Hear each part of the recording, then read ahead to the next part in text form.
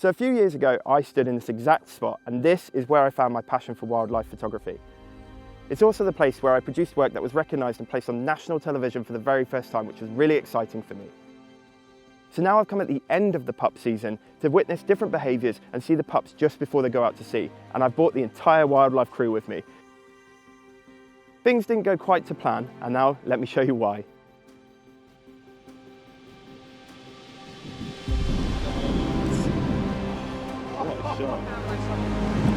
Dan, is it snowing?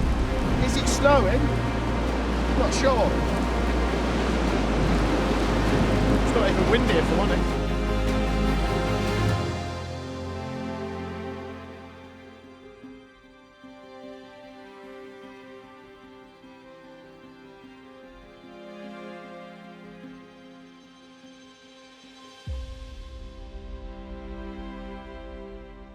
We looked at kind of the schedule for the year, and Richard came up with the idea of going in January. And so this whole sequence of events is all Richard's fault. So the reason why I chose to go in January is because Drew was pretty indecisive during the early part of the year. I was trying to get him to go earlier, you know, December sort of time when all the lovely white seals there, and he was like, nah, I'm busy.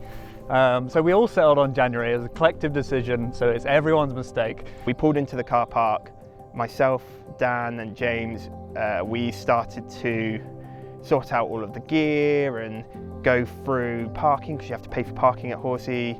We had 2 cars, so we were making sure those were okay. There was also a seal in the car park, which we went and had a look at.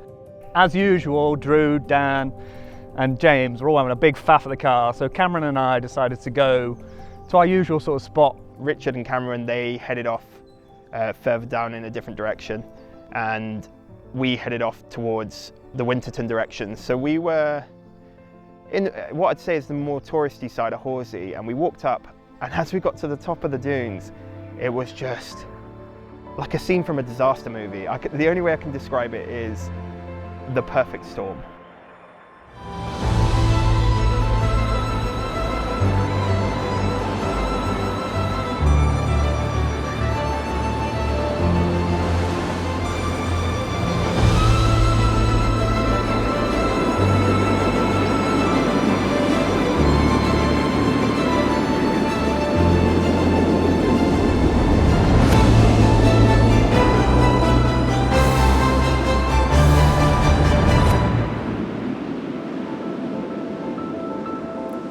It was in this moment that I realised, I don't think I've really ever asked myself what happens to a seal when the storm comes.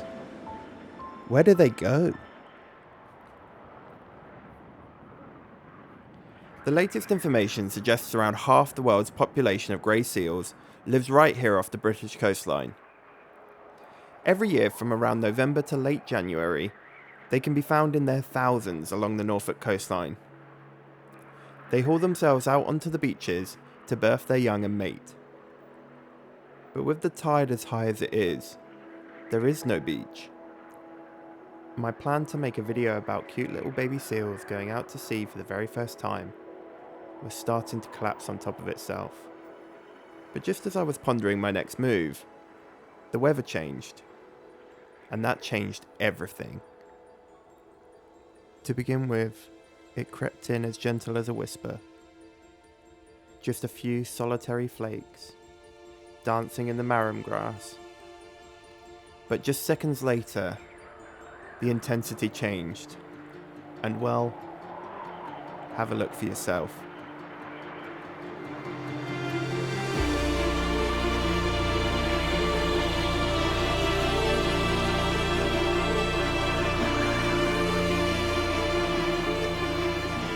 Now, it's a race against time.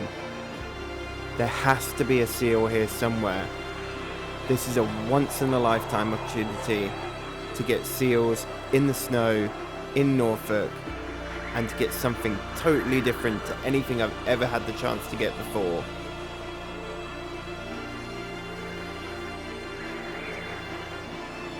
Found one.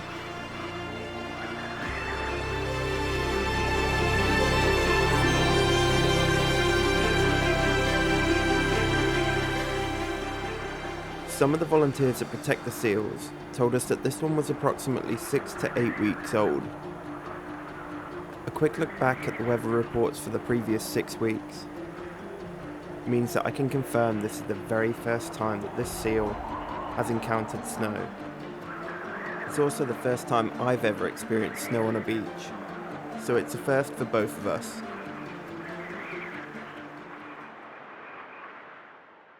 So the reason I'm sat here talking to you in this glorious woodland and not on the beaches of Norfolk is because the weather conditions we were met with when we arrived just made it almost impossible to get any audio whatsoever. I mean, you'll see from the film that the wind was just catastrophic. The frustration began to kick in, and we decided that that probably wasn't the right time to do any vlogging. So Cameron and I were on the dune, and we'd previously encountered a seal, but we'd gone further on when it started to snow. Knowing that this was just such a fantastic, just one-off experience, we took the decision to head back to the car park where we saw the original seal to get the photos.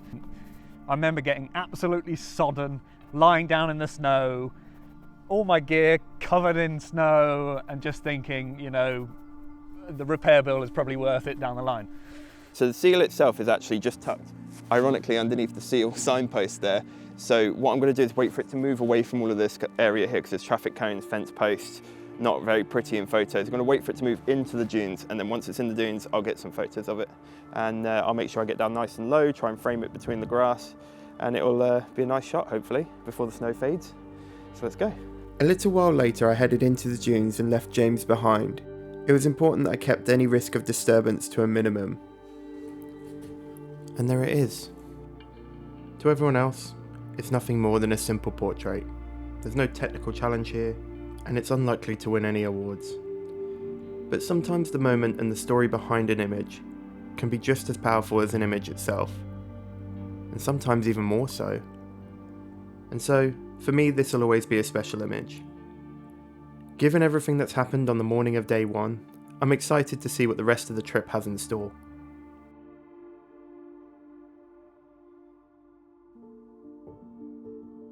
So we went down mega early, and were greeted by the Friends of Horsey Gap. It's a big charity that essentially monitors all the beaches throughout Norfolk. Do a fantastic job. They were very kind. Being later on in the season, they're also very kind in letting us go onto the beach, which was absolutely fantastic, especially that sunrise. Again, we'd just been so lucky throughout this trip in terms of accidentally timing it well. The weather was absolutely spot on. There's fewer seals on the beach, being the end of the season, but the sunrise was just made up for it 1,000 times over, and I think the footage that we all got was rather amazing. Even me.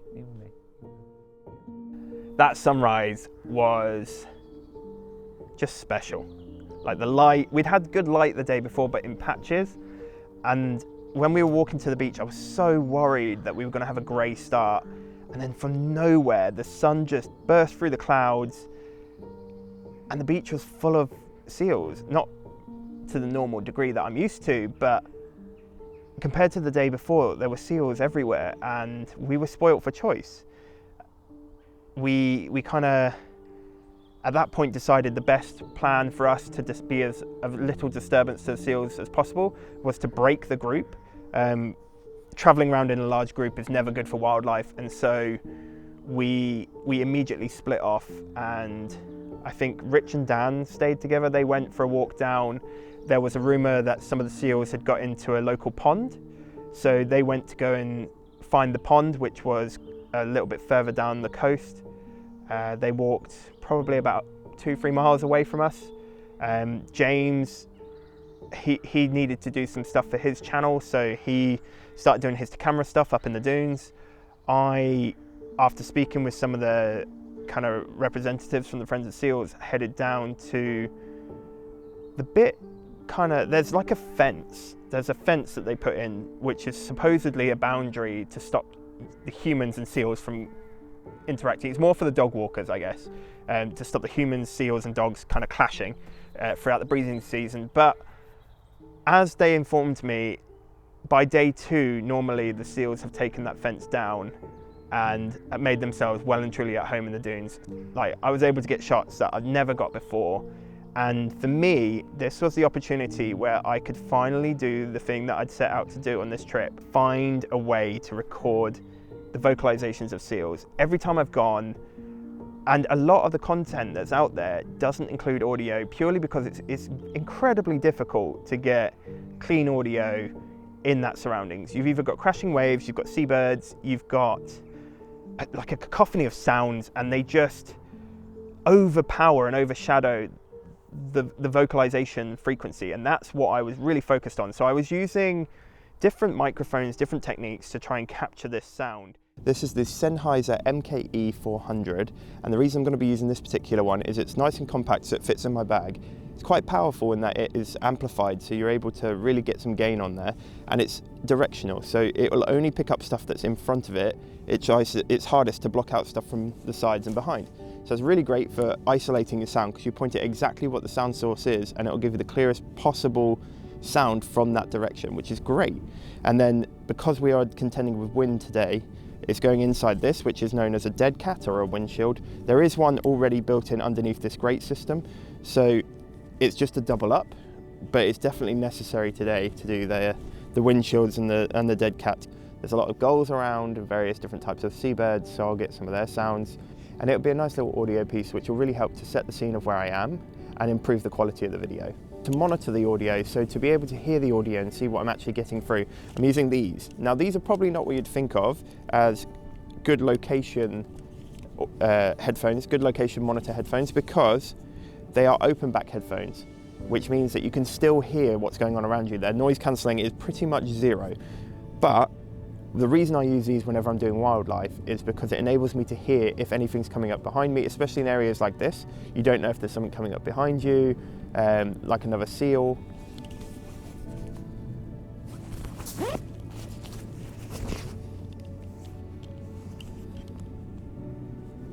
Hello?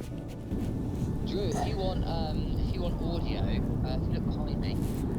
Where are you? Look behind you. Yep.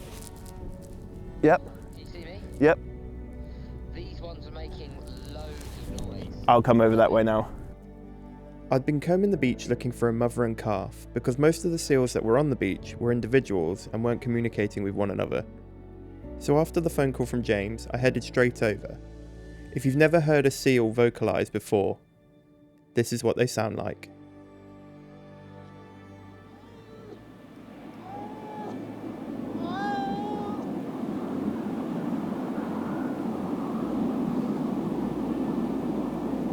I positioned myself about 50 metres away. This way I wouldn't disturb them and I'd get a much more natural behaviour.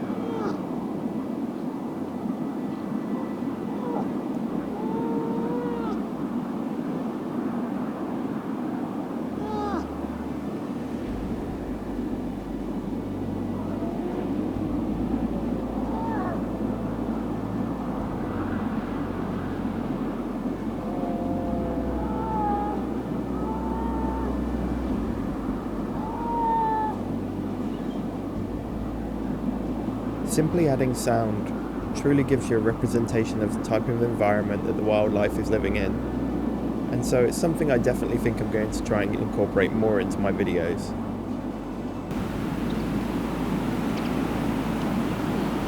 Having captured a tiny bit of sound, I was happy. And so it was back to the cars because Richard had an idea. So 2 days of seals was probably about enough for me. So I had been looking for other things to do whilst planning this trip.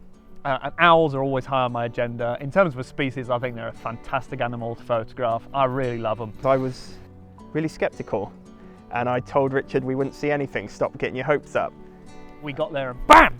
6 owls. It was the best. It was such a fantastic experience. All sorts of stuff just flying around, and it was just like, what do you film? Which one do you pick? We'd done it so many times. We'd followed the rumours and there was just nothing. I immediately realised I'd made a massive mistake and brought the wrong tripod with me. I ended up taking a bullhead tripod and a lightweight set of legs, which I'll make a video about tripods explaining, if people want a full explanation about the tripods and kind of the difficulties I've faced, I will make a full video for it. But essentially, it was like trying to film whilst balancing on one of those magical board things that sits on top of a bottle. The whole thing was moving. Every time I panned, the camera was like this. It was just, the footage was, it was not my finest moment. But they were also too far away to take advantage of the photography. And another mistake I'd made was that I bought a full frame camera and not an APS-C. So if I'd bought the Fx30, which is my APS-C Cine camera, that has the ability to crop and crop and crop. And you can get like an 850mm zoom out of that thing from just a standard 600. So if I had that, I think I would have had more of an enjoyable moment. But at times in wildlife filmmaking and photography, there's times where you just got to put the camera down and just enjoy it. That was officially my first, I'd say, viable short-eared owl encounter, apart from seeing one on the side of the road once. When I look back on this trip, I don't think I'll remember it as the one where we got everything right, but I will remember it as the one time where the plan didn't quite work out, and then it turned out to be better anyway. Photographing and filming wildlife is so unpredictable that there's no way we could have planned to have got the shots we did. And it just comes down to being in the right place at the right time. I think I'll leave you with a selection of my favourite moments from the trip. And if you've enjoyed this video, please subscribe and hit that like button. And who knows, maybe you'll join me on my next wildlife photography adventure. Thanks for watching.